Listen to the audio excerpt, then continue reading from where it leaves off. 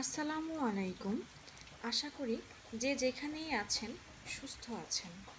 ভালো আছেন কথাটি বলবো না এই কারণে, দেশের যে অবস্থা তাতে কারোরই মানসিকভাবে ভালো থাকার কথা নয়, কিন্তু এর মধ্যেও আমাদের অফিস চেম্বার সব কিছুই চালিয়ে যেতে হচ্ছে। এটাই আসলে জীবন। আজকে বরাবরের মতো অফিসে যেয়ে আসার পথে প্রচণ্ড বৃষ্টি ছিল। অফিস শেষ করে বাসায় আসলাম।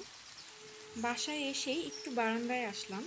বারান্দায় একটা ছোট অ্যাকোরিয়াম আছে আমার, সেখানে কিছু ছোট ছোট মাছ রাখা, আরও কিছু গাছপালা রয়েছে এখানে। আমার বারান্দাটা একদম রাস্তার ধারেই বলা যায়।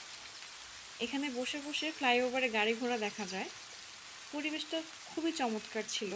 এখানে কিছুক্ষণ বসলে সত্যি অনেকটা স্ট্রেস রিলিফ হয়। আমার মনে হয় কি, আমরা যে যত ব্যস্তই থাকি না কেন, প্রকৃতির সাথে সময় কাটানোর জন্য কিছুটা সময় আমাদের হাতে রাখা উচিত।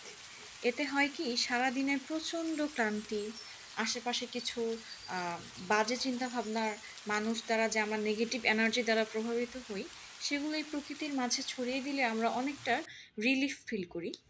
তো যাই হোক, ভাবতে ভাবতে মনে হলো রাতে একটু ভিন্ন কিছু খাওয়া যায়। যেমন কচুর লতি দিয়ে চিংড়ি মাছ আমার খুব পছন্দ, সাথে একটু পুঁটি মাছ ভাজা, সাথে আমাদের গাছের লেবু, আর বাসায় একটু ডালও ছিল।